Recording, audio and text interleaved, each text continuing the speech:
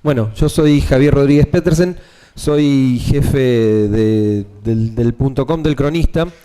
Primero les voy a contar un poco de dónde venimos, que es un lugar distinto al de muchos medios, probablemente parecido al de otros. El Cronista, por características propias, tuvo una caída mucho más lenta y mucho más tardía en la circulación de la edición impresa, en parte por una muy buena estrategia de retención, y en parte porque dependíamos mucho de las suscripciones en la edición impresa, a diferencia de los medios más grandes de todos. Conseguimos que eso fuera mucho más demorado.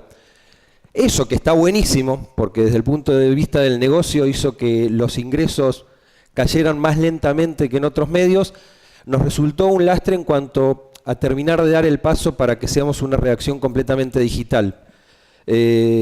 Nada, dicho esto, estamos un paso atrás en lo que es transformar mentalmente nuestra cultura en una cultura completamente digital. ¿Dónde estamos?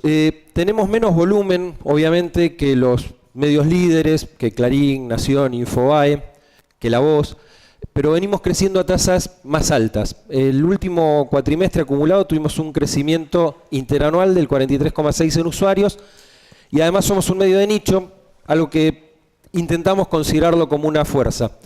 Además venimos bien en todo lo que son métricas de volumen, o sea, este crecimiento, venimos creciendo en share lenta pero progresivamente. Cuando nos comparamos con el nicho de diarios económicos, nuestro share hoy es mayor que hace un año y mucho mayor que hace 3 o 4 años. Y lo mismo cuando nos medimos en el total. Si nos comparamos con el total de usuarios únicos sumados, que digo, no se suman, pero de que tenían La Nación, Clarín, bueno, representamos un poco más que lo que veníamos representando. Y además tenemos buenas métricas en cuanto a lo que es profundidad de lectura.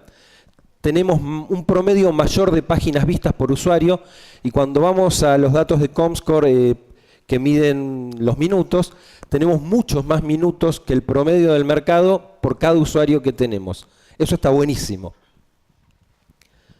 No tenemos un modelo de suscripción todavía. O sea, yo vengo acá en realidad a plantearles cuáles son nuestras dudas. No el camino que hicimos, sino el camino que estamos empezando a hacer y qué estamos tratando de plantearnos. Y mientras tanto, al mismo tiempo de que pensamos implementar un modelo de suscripción, lo tenemos definido, esperamos que sea este año, estamos dando todos los pasos finales para transformarnos en una verdadera redacción digital. Eso implica que alguien más que los que hacemos el .com entienda qué son las métricas. Hoy el 80% de nuestra redacción, quizás un poquito menos, pero recién está empezando a entender qué son los browsers únicos, qué es un usuario, qué son páginas vistas, cómo se contabilizan, cuál es la diferencia entre páginas y notas leídas. Digo, ahí todavía tenemos por delante un proceso de evangelización, de cultura importante. Las dudas que tenemos en este camino a transformarnos en un medio con suscripción, nos preguntamos qué contenidos tenemos por los que nuestros usuarios estarían dispuestos a pagar. Digo, tenemos commodities, tenemos notas que sean distintas. ¿Cómo transformamos el negocio? Digo, sabemos que todos tienen un rompecabezas en el negocio, que a todos les resulta difícil, y nosotros no tenemos el volumen de tráfico que tienen los líderes. Y tampoco tenemos ni un club de fidelidad, ni la posibilidad de implementar un club de fidelidad como tienen La Voz, La Nación o Clarín. Entre esas dudas, digo, ¿qué planteamos? ¿Un muro como el que tienen el Financial Times, el New York Times, el Washington Post, que tienen cierta cantidad de notas y después tenés que pagar más, menos, más notas, menos notas? Algo más parecido al freemium del Wall Street Journal, que explicaron bien recién. Algo como The Guardian, que dice, bueno, no te voy a cobrar por las notas, pero aportá plata, que lo nuestro es espectacular. La verdad, hoy creo que estamos yendo a algo parecido a lo que está implementando La Voz, supongo, porque todavía estamos empezando a discutir que cobraremos por cierta cantidad de notas, y además pensaremos contenidos que sean exclusivos para nuestros suscriptores. Y otra pregunta que nos hacemos es, los diarios económicos todavía no están cobrando. O sea, somos los primeros que estamos pensando en dar este paso pronto. ¿Qué pasa? Digo, ¿qué pasa si el resto de los diarios económicos no nos acompañan? cuánto nos puede caer la lectura, cuán especiales somos para nuestra audiencia, como para que si, no sé, ámbito, el economista y profesional no te cobran nada, nuestra audiencia diga, no, vale la pena pagar por los contenidos de cronista.com. No son cosas que tengamos resueltas, son todas cosas que estamos discutiendo. En nuestro proceso de convertirnos en una redacción digital, nuestro mayor déficit, o el que pensamos que es hoy nuestro mayor déficit, es que no tenemos un analista de datos, no tenemos un especialista en analizar el Big Data que estamos teniendo. Esa es la primera persona que va a entrar en la redacción. Digo, nadie va a entrar, no va a haber vacante que se cubra antes de que entre nuestro analista de Big Data, que recién estamos terminando de definir cuál es el perfil que tiene que tener, cómo se va a conectar con marketing, con la parte de contenidos. También nos preguntamos qué métricas debemos mirar. Todavía estamos mirando casi exclusivamente métricas vinculadas a volumen. Hoy está de moda criticar mucho esto de mirar las métricas sobre cuántos lectores tenemos, cuántas páginas vistas tenemos. Yo la verdad me pregunto si está tan mal seguir mirando las métricas de volumen. Yo creo que no. Pero bueno, definitivamente lo que necesitamos es construir métricas que nos permitan seguir pensando cómo generar volumen, cómo tener más usuarios, cómo tener más páginas vistas, pero también cómo tener usuarios que estén cada vez más enamorados de ese producto por el que en definitiva les queremos cobrar. Y bueno, un poco esto es lo que sí ya estamos haciendo. En abril implementamos un muro mudo, es decir, no tenemos registro, pero sí estamos empezando a ver qué comportamiento tienen los usuarios que leyeron más de 5 notas, los que leyeron más de 10, los que leyeron más de 15 y así. Nuestro siguiente paso es implementar un logging wall, espero que lo podamos hacer pronto, para ya tener a los usuarios registrados y poder seguir el camino mucho más finamente. Digo, saber si estos usuarios entran por las notas de negocios o si estos usuarios fieles entran por las notas de economía. Lo nuestro es el nicho de economía, finanzas y negocios, pero digo, hay otros contenidos que tenemos. Tener más claramente identificado cuál es el recorrido para saber cómo los vamos a tratar y cómo los vamos a tratar de enamorar. También estamos pensando, eso sí, ya está, digamos, estamos empezando a pensar qué productos podemos cerrar para un paywall. No estamos pensando tanto en notas exclusivas para un usuario registrado, sino más bien en productos. El cronista, además del cronista, tiene la revista Apertura y la revista Infotechnology. La revista Apertura tiene, por ejemplo, un anuario que se llama ¿Quién es quién?, que debe ser el registro nacional más importante sobre quiénes son las personas que deciden en el mundo empresario. Nosotros creemos que la digitalización de ese producto con una buena herramienta de búsqueda y qué sé yo, es un producto por el que seguramente hay usuarios dispuestos a pagar. Y así tenemos otras ideas, algunos productos que ya tenemos, otros que tenemos pero no digitalizamos con la suficiente calidad todavía y otros que estamos pensando.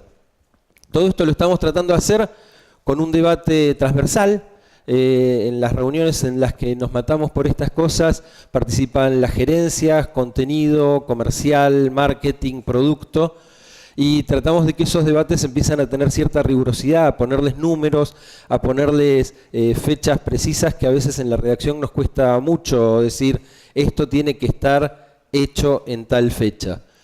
El siguiente paso va a ser implementar las suscripciones, que esperamos poder hacerlo antes de fin de año.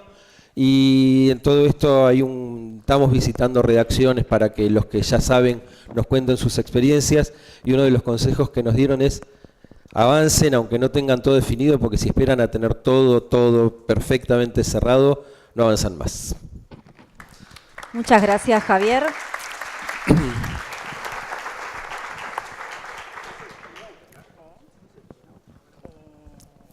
Era más cómodo.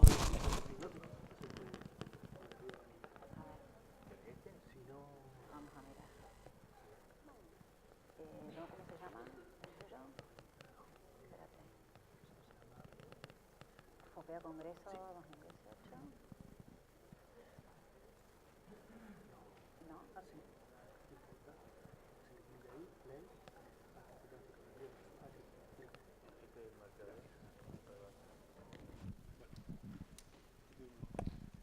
Bueno, Primero quiero decir que es un gusto estar aquí esta mañana con ustedes, así que gracias por la invitación.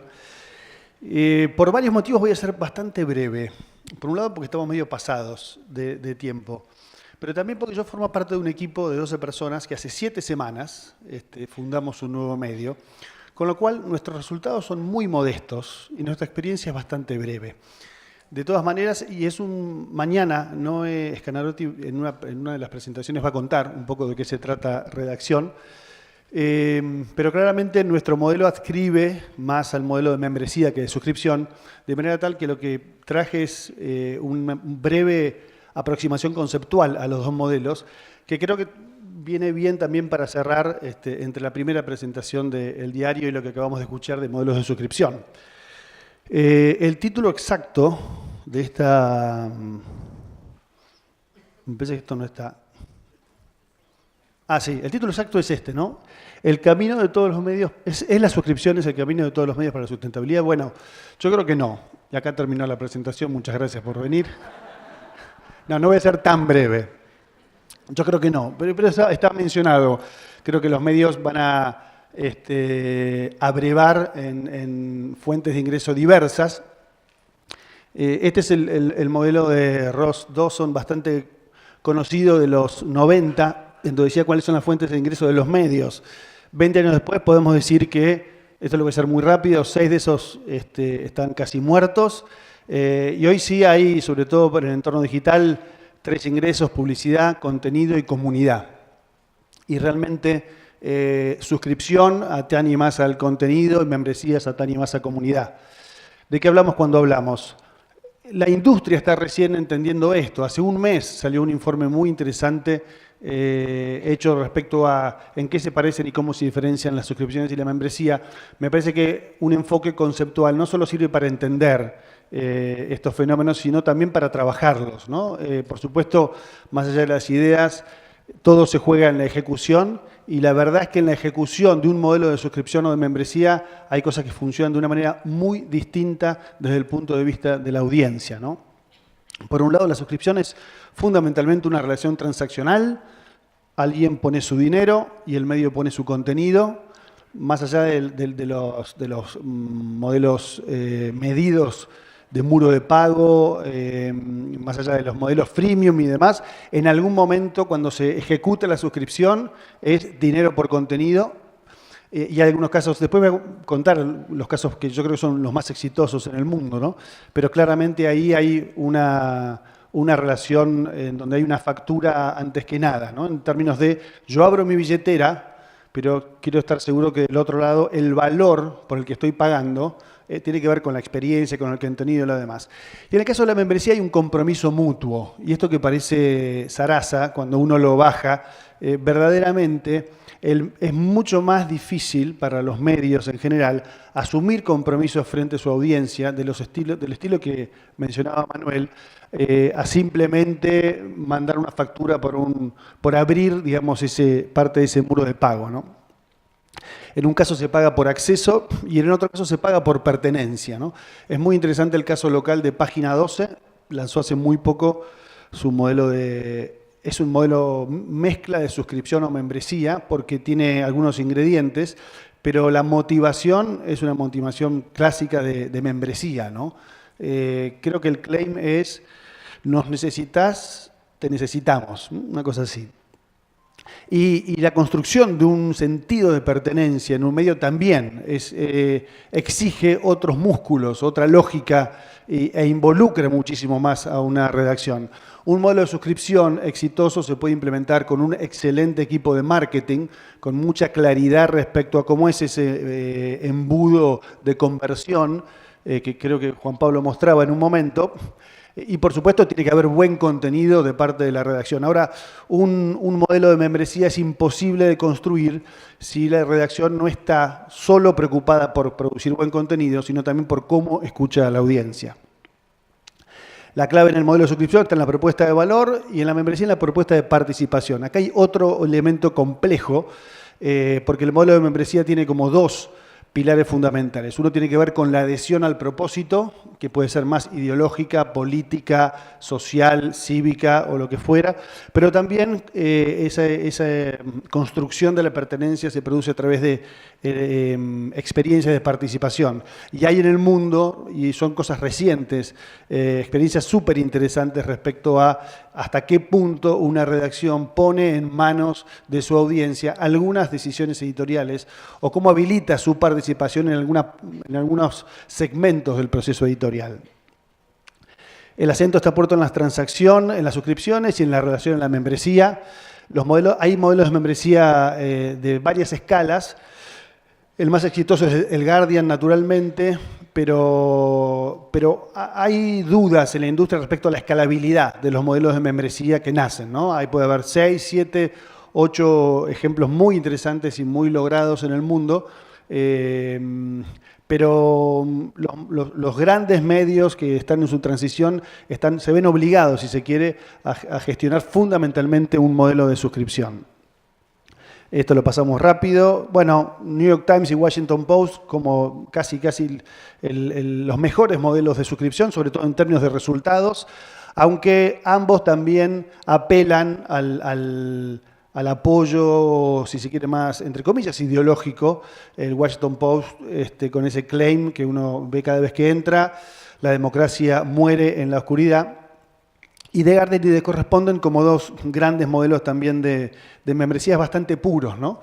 Estoy ocupando más espacio del que pensaba, voy a ir más rápido, esto lo pasamos rápido. Yo quería mostrar simplemente dos ejemplos de lo que para nosotros es la participación de estas últimas semanas, creo que son los dos.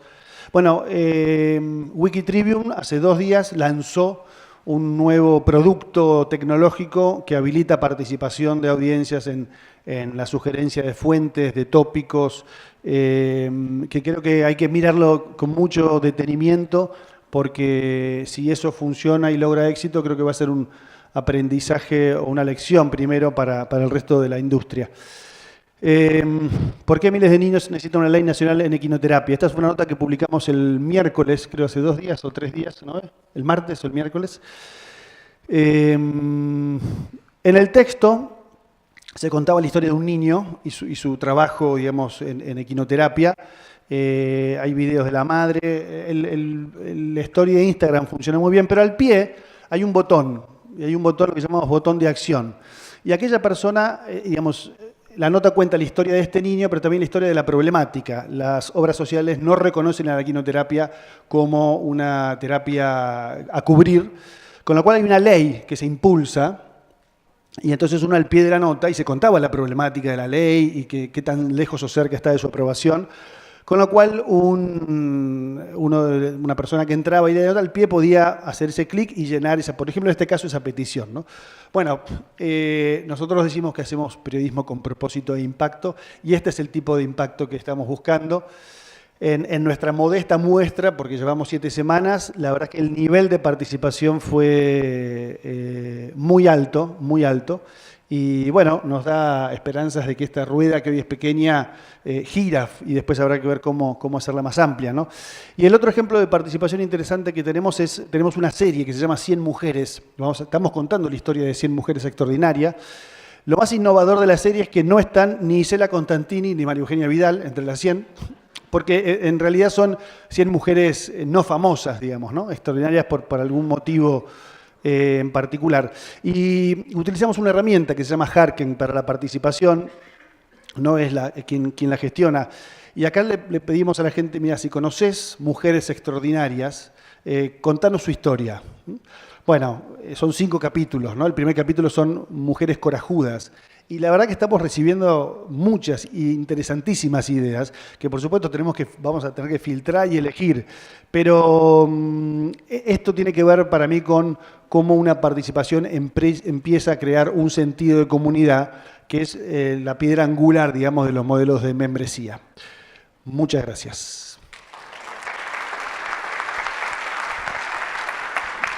Bueno, muchísimas gracias a los expositores. La realidad, voy a hacer una sola pregunta seguramente para darle lugar al público, pero lo cierto es que para quizás gran parte de la audiencia que está acá, que es muy joven, estamos hablando de esto hace 20 años, ¿no? O sea, los medios digitales ya cumplieron hace un ratito 20 años y ya desde ese momento, en los primeros albores, veníamos diciendo, bueno, en algún momento esto va a tener que encontrar una forma de sustentabilidad. En ese momento quizás no se hablaba tanto de sustentabilidad y, bueno, cómo además fidelizar, ¿no?, esa audiencia, porque era como una audiencia que, ¿no?, muy transversal, que recorría todos los sitios. Entonces, estamos en un conflicto porque estamos, ¿no?, todavía buscando cuál es el camino. Por otro lado, pudimos ver que hubo 4 modelos muy distintos y que tienen enfoques distintos, más desde la membresía, más desde la búsqueda, quizás con un tema de nicho. Durante mucho tiempo, inclusive, lo tuvimos como uno de los valores que podía llegar a ser el aspecto monetizable, el nicho o el contenido hiperlocal, ¿no?, como uno de esos elementos que iban a permitir que esa audiencia fidelizara a través de ese aspecto. Pero también Antonio mencionaba 3 aspectos que son los fundamentales y quizás básicos del periodismo: primicias, calidad e independencia, como uno de los valores que ellos tienen a la hora de fidelizar a su membresía y por ende también, obviamente, trae sustentabilidad, ¿no? Entonces, ante esos elementos que hoy por hoy tenemos como los que sabemos que tenemos que tener, ¿sí?, son esos aspectos que debemos cumplir. Hoy, Carlos, decías, bueno, ¿quiénes de todos ellos pagaban, ¿no?, por contenido? Yo seguramente si pregunto y levantan la mano quiénes pagan por contenido del estilo Spotify o Netflix, seguramente digamos, pueden levantar y es una gran parte de la audiencia. Entonces, ¿qué de esos modelos podemos traer, además de estos aspectos que ya mencionamos, para poder fidelizar tanto en modelos de membresía como en quizás suscripciones más masivas, como las que tiene Clarín y La Voz, por ejemplo? Sí, la pregunta que hiciste justamente es la que iba a hacer en el momento del diálogo, ¿no? Porque me parece que los medios fuimos muy temerosos de buscar la complicidad del público para el financiamiento, porque dudábamos de que se pudiera cobrar. Cuando otros jugadores de la industria como Netflix o Spotify empezaron a cobrar, vimos que había una posibilidad y ahí aprendimos a revalorizar nuestro propio contenido, que evidentemente es valioso, porque si Clarín hoy tiene 100.000 suscriptores, si La Nación se acerca también a esa misma cifra, si La Voz en muy poco tiempo ha logrado 8.000. El Cronista es otro de los medios que en el año 2013 estaba analizando este tema y yo creo que tiene claramente una posibilidad de buscar un método de financiamiento a través de la audiencia.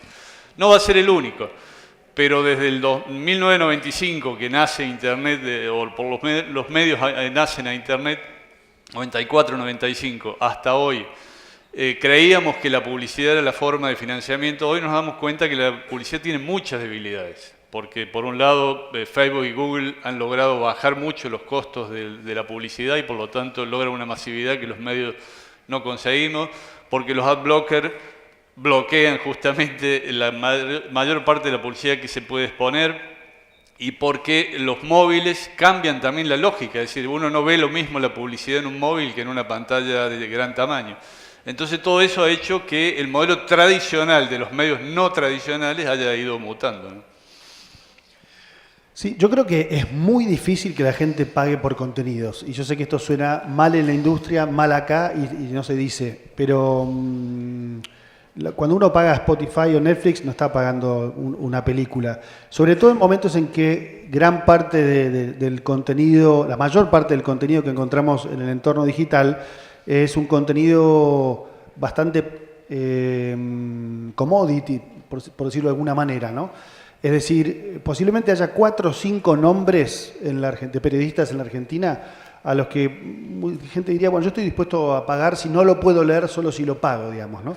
Pero después, por lógicas del propio entorno digital, el nivel de repetición es muy alto, el nivel de profundidad es muy bajo. Hacer contenido diferencial, único, es muy difícil. Y eso es lo que traquea al final, digamos, lo que hace que las personas abran la billetera, ¿no? Yo creo que lo que está ocurriendo ahora, y es excepcional, es que fundamentalmente se está monetizando lo que estaba latente, con potencial de monetizar, porque realmente son números grandes en términos de recurrencia y demás. Ahora, todavía es una pregunta para la industria en el mundo, y sobre todo, y también en la Argentina, si ese modelo de suscripción alcanzará la escalabilidad que permita sostener una redacción que hace periodismo de calidad, que son redacciones grandes y caras, digamos. Entonces, ese es un desafío tremendo. Yo creo que hay que concentrarse mucho en la experiencia. Es increíble lo que los clubes de beneficios le han dado a la industria, y no es contenido, no es periodístico, pero han logrado que gente abra la billetera y sostener y fidelización, y forma parte de esa experiencia, en donde yo creo que también cuando esto va a obligar a la industria a escuchar de otra manera a las audiencias, me parece que ahí puede haber un escalón de oportunidad para lograr esa escalabilidad. Quería preguntarle a Javier, porque justamente un contenido en un país donde vivimos pendientes de cuestiones económicas, todos nos imaginamos que por default vamos a querer leer esa opinión especializada, ¿no? De hecho, en algún momento me preguntaba por qué, no sé si alguien recuerda la aplicación que tuvo La Nación que se llamaba Firmas. Yo siempre pensé por qué esa aplicación no se monetizó. Porque era... Perdón, fue uno de mis mejores fracasos. Fue mi idea y a los 4 meses todos sabíamos que era un fracaso. ¿No era monetizable? ¿Lo pensaron? No tenía audiencia detrás. Javier. Con respecto a los contenidos económicos, sí, yo creo que digamos, tenemos una redacción acostumbrada a hacer contenido diferencial, en particular cuando nos enfocamos en economía, en negocios, en finanzas, y sí es un contenido que en momentos como, digo, nosotros también tuvimos un récord de usuarios en mayo, para nosotros es habitual que si el dólar se dispara hacemos un nuevo récord. Es cierto. Ahora, el tema es qué volumen de la audiencia total tiene el suficiente interés constante sobre temas económicos como para ser suscriptor. O sea, es fácil que hagamos un récord, que tengamos picos, que nos lean un montón, cuando la economía se vuelve tan del día que todo el mundo quiere leer sobre economía. Sí, somos referentes en economía, entonces cuando hay un tema económico que preocupa a todo el mundo, entran como referentes al cronista. El tema es bucear un poco cuántos de esos usuarios son tan intensivos como para ser suscriptores. Y yo lo que creo es que ahí el tema pasa, como decía Chani, yo creo que hay un montón de productos que son commodities. Y todos los medios tenemos noticias que son commodities. Me parece que pasa un poco por el servicio, tanto por los servicios, como yo decía recién, el quién es quién de Apertura me parece que es un servicio para un público bastante importante, como por aquellos contenidos editoriales que pueden ser entendidos como un servicio. Si, digo, en El Cronista tenemos muy buenas notas sobre que informen financieramente, y quizás el tipo que quiere entrar a hacer una inversión financiera o eso, puede entender ese contenido como un servicio, aunque sea un contenido editorial. Me parece, intuyo que pasa por ahí. Clarín tiene 110.000 suscriptores hoy, la mitad pagan únicamente por contenido. La otra mitad, quiero dar ese dato porque ayer justamente lo estábamos viendo, de los 110.000 es casi miti-miti. La mitad paga la suscripción más barata, que le permite únicamente acceso irrestricto a la página web. La otra mitad paga algún tipo de combo. La tarjeta 365, viene con el papel, bueno, algún tipo que es algo más que eso. Voy a ser breve, adhiero completamente a lo que dice Chani, creo que tiene razón en todo lo que dijo. De hecho, al comienzo de la presentación hice el pequeño ejemplo del cine, nadie paga por la película, paga por algo más. Yo soy optimista del modelo de suscripción, la meta de Clarín es llegar a 300.000 suscriptores. Como ayer le preguntamos a uno de los directivos de la empresa, ¿pero cuándo? Mañana, dijo. Lo antes posible, lo antes posible. El plazo es lo antes posible. Pero también al respecto de esto, es cierto, los usuarios no pagan por contenido, cada vez es más difícil hacer contenido de calidad. No me parece mal que demos otras razones para que el usuario pague y mantenga una relación con la empresa, y poner en valor el trabajo de los colegas, el trabajo periodístico, el trabajo de todos. Nosotros descubrimos que para nuestros usuarios fieles es tan importante la cobertura de los temas más calientes de actualidad o más complejos políticos, como tratar bien los artículos sobre series. Estamos escribiendo una serie nota todos los lunes sobre la serie de Luis Miguel. La está escribiendo Silvina Lamazares, periodista. Todos los lunes siempre hay un foco sobre la célula miel, pues descubrimos que tiene altísimo interés. El lunes pasado fue el, creo que quinto o sexto tema más leído por los usuarios. Y el 60% del tráfico que tenía eran fieles. Pero no está bien escrita, realmente. Silvina es una periodista de enorme trayectoria, escribe hermoso. Para eso yo creo que es importante poner en valor todo el contenido. Y es cierto que hay contenido commodity, pero es cierto que también algunos medios pueden cobrar y son exitosos en eso, y es cierto que hay medios que no. Así que son diferentes modelos y yo creo que el modelo, ojalá no solo el modelo de suscripción, ¿no? Bueno, una sola pregunta porque estamos pasadísimos, muy concreta, ya está el micrófono, lamento, pero después los pueden Rápido. atajar a la salida. Buenos días, Chani. Cuando hablamos de membresía, el modelo de membresía, hablaste del tema de la participación y retomando el ejemplo del diario que vimos antes, que tienen la política de transparencia y que muestran cuáles son sus ingresos. En el caso de The Guardian, hace muy poco tiempo superaron, digamos, gracias a sus miembros, superaron la cantidad de dinero que necesitaban, que decían que necesitaban para sostener la operación. Entonces, la duda en The Guardian es, ahora, ¿cómo seguir con esa invocación a la participación y a la colaboración de parte de los lectores? ¿Qué pensás vos de eso, de los modelos que estuviste viendo respecto de membresía? ¿Qué pensás del tono del discurso en relación a, bueno, necesitamos, como dice página 12, a la que pasa cuando tenemos ese dinero y cómo hacemos para dar el siguiente paso en el discurso? A ver, es una buena pregunta, ¿no? La verdad que no tengo una respuesta en mente. Yo creo que coincido mucho con lo que se dijo respecto a que la transparencia es la nueva objetividad o la nueva independencia. Y en ese caso de Guardian va muy al frente mostrando todos sus números. Me parece que una vez superado ese umbral queda crecer, queda llegar. De hecho, es interesante en su discurso, el Guardian lo que dice es, no ponemos un paywall para que nuestro contenido sea solo para quien pueda pagarlo, porque hace 200 años que decimos que nuestro contenido construye la democracia, de manera tal que ayudarnos a que llegue a la mayor cantidad de gente posible. Esa es un poco la lógica. Imagino que, aparte, es uno de los medios que más invierte en innovación y en tecnología, y te digo, a cualquier editor de cualquier medio, decirle que si supera su umbral de supervivencia, tiene dinero para invertir y para crecer, y bueno, somos todos enfermamente ambiciosos en ese sentido, ¿no? Me parece. Muchísimas gracias a todos. Tienen un café afuera. Gracias a todos los expositores.